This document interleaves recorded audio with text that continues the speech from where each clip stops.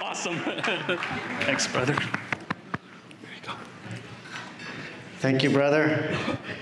Yosef and Tarek, my Muslim brothers. Nkukwa Norm Leech and Squatcha.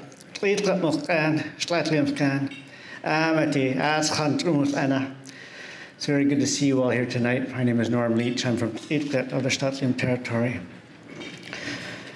I begin by acknowledging the land itself first. The land was here first. And our relationship with the land is different. It's not just property. She is our relative. She's our ancestor.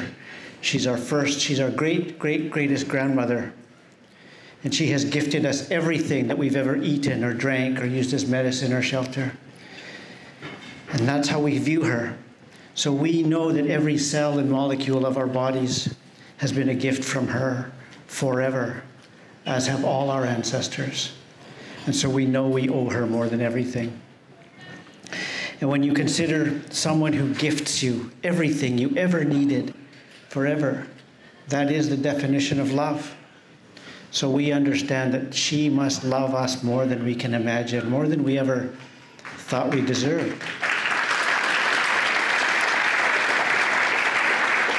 And so that is a relationship with land. And a relationship is two ways. So having received everything we know that we owe her, the duty to protect, to manage, to use in a good way, and to leave it as good as or better than it was provided. So acknowledging that relationship, we have a duty to uphold our half of that relationship. So having acknowledged that, we acknowledge the people who have upheld this relationship here on these lands the longest, the Tmucwa people. And in the other neighborhoods, the Tsleil-Waututh and the Squamish people, and they upheld their half of that relationship perfectly. And so well that I used to say that these lands were as good as new when the explorers arrived. But my elders corrected me that it was not as good as new. In fact, it was better than new. The people understood their duty to leave it as good as or better. And so they did, which is why when the explorers arrived, they found the largest forests on the planet, in the solar system, in the galaxy, perhaps in the universe. The same with the salmon runs, the same with the caribou herds and the buffalo herds. Everything was beyond their imagination when they arrived here because of the good, amazing, responsible work of the people. So those were her grandchildren, and they learned well from the land itself. So we acknowledge the land, and we give thanks for all the gifts of the land and the good work of the people for taking care of it. So having acknowledged the land itself and the relationship that we have with the land, the best way to help people understand that kind of relationship with land is to do a guided meditation.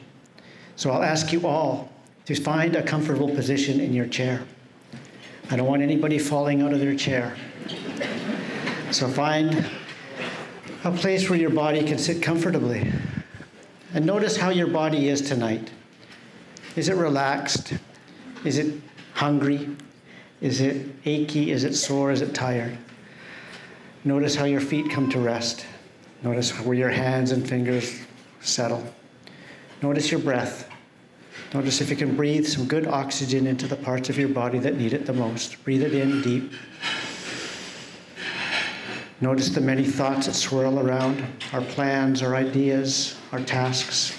Let those tasks slow their swirling.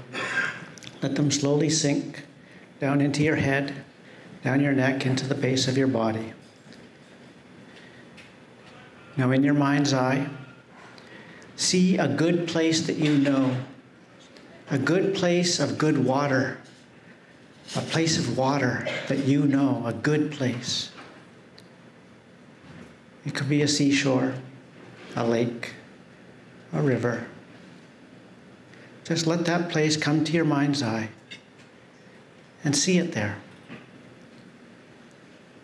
Notice the landscape at this water place, this good place of good water. Notice if there's mountains in the distance. Notice if there's trees and foliage. Notice where the water meets the land. Notice the weather, the season, the time of day at this place. Have a good look around. Notice all that you can about this place. Are there sounds there? Can you hear the water? Is it running? Can you hear any animals? Can you hear the breeze? Are there birds? Perhaps there's even people or children there. Who else knows this place? Can you smell the water? Does it have a smell? Does it smell like seashore? Can you smell the earth? Notice everything you can about this place. Let your body settle in where this water meets the land. Now sense into the water. Sense its motion. Sense its coolness. Sense what else is down below the water. Animals, plants, rocks. Sense how far this water reaches. How deep does this water go?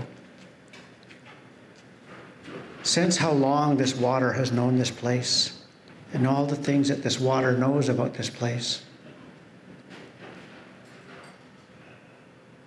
Now let your body remember that it too is water. You have water in your body.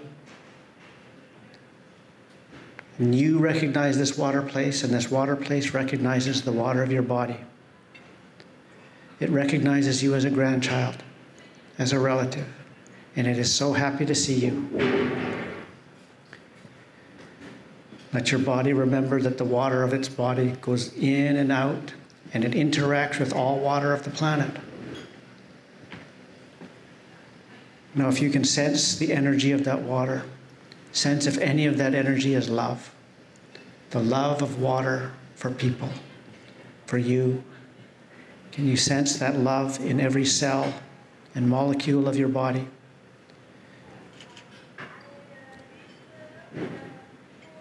Now let your body be grateful. Feel gratitude for all the health and healing and sustenance and rejuvenation and life that water has provided to you and all your people and all people forever. So let your body take in the love of water with gratitude. And so now with a look around at this water place that you know, this place of medicine and healing for you. This is a place of medicine and healing for you. But also know that you are also medicine for this water place. You bring it happiness and joy for seeing you. And it is better now because of your visit. So if you can, leave a token of your gratitude, a piece of tobacco, a piece of food, something to show your appreciation there in this place. Leave it as good as or better than you found it. And know that you can visit anytime you wish. And prepare to come back to the room. And notice where your feet and toes wiggle in the shoes. Notice where your hands and fingers wiggle. And notice your breath. And notice your face. And notice your eyes as you come back to the room. Hopefully with some understanding of the connection that's possible with land. And that's an understanding that Indigenous people here have never forgotten. But in countries around the world, people have forgotten their original connection with land. And research now shows that 20 minutes a day in nature has positive, physical, measurable health benefits, which is a very colonized way of saying that separating people from land hurts them, is traumatic, it harms them. We knew that. Everybody knows that.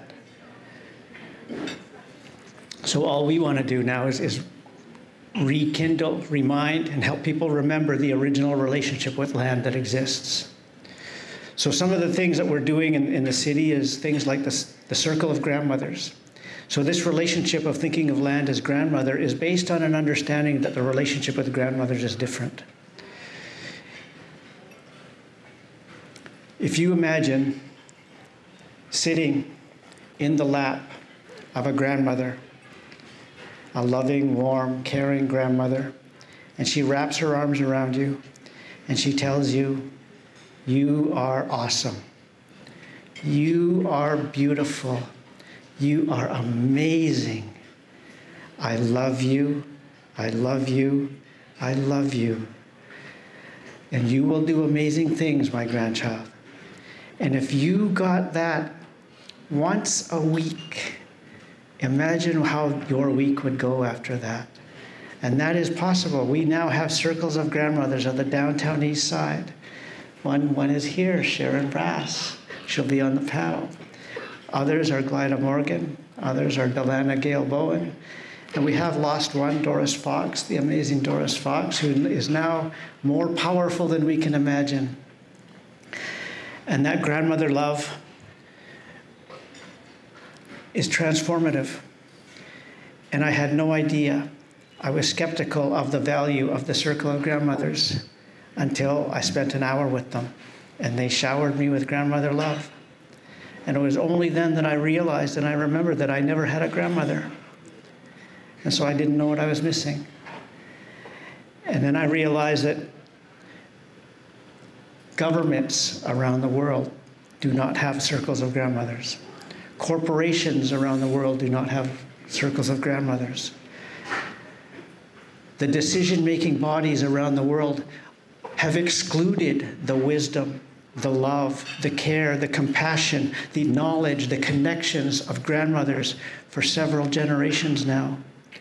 And it shows. Would this world be in such a state if grandmothers had a say? If they had to approve these decisions? I think not. So you have all been invited here. And you work mostly in nonprofits, and you work in government, and you work in agencies that help people. And that's your work, and that's your calling, and that's what you do. And that's amazing, because you want to help. And for most of you, it's not because of the money, is it? Because it doesn't pay much, does it? But it pays in other ways. That feeling in your heart when you get to help people, and that is grandmother spirit. That is what grandmothers taught us, and that is what grandmothers do and have always done. So that's what the grandmothers have taught us, that they notice. Nobody notices things like grandmother. Can you get away with anything when there's a grandmother in the house? They notice they didn't even see it, but they know something happened. They notice everything. But then they find a way to help, not to punish, but to help with love and compassion. So these are the Indigenous values that I think guided our people for thousands of years, for 10,000 years before something happened to disrupt our relationship with land. So those are the things that we want to bring back. The ability to use all your senses, not just the 5 physical senses, but your sense of connection, your sense of intuition, your sense of direction, your sense of relationship with everything. And then to help, to use all your other gifts as a human to help, your gifts of intellect, of dexterity, of mobility, of creativity, of imagination, to help not only, but to help the land, not just people, not just our families, but to help each other, to help the people, and to help the land. And that's what enabled us to survive so successfully for 10,000 years in all our territories across this continent. We lived everywhere. We still live everywhere because of our connection to land and ancestors. And we think that your ancestors had those connections to land as well. If you think back in your family history, 10, 20 generations to the place where your ancestors lived in one place for 1,000 years, and the relationship they must have had with that land there. They loved it, and they knew that that land gave them everything and must love them too.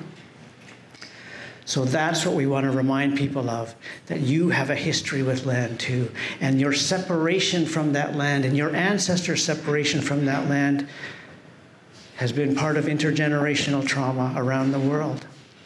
And because ours has happened here and recently, and we're learning how to heal it, we can help you understand how to reconnect and heal that original traumatic separation from land, and to become healthy and strong so that we can all learn to help each other completely and turn things around.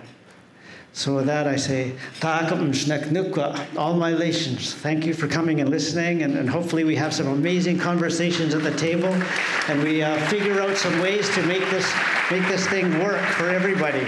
So thank you, Joseph, thank you, Tarek, thank you, everybody.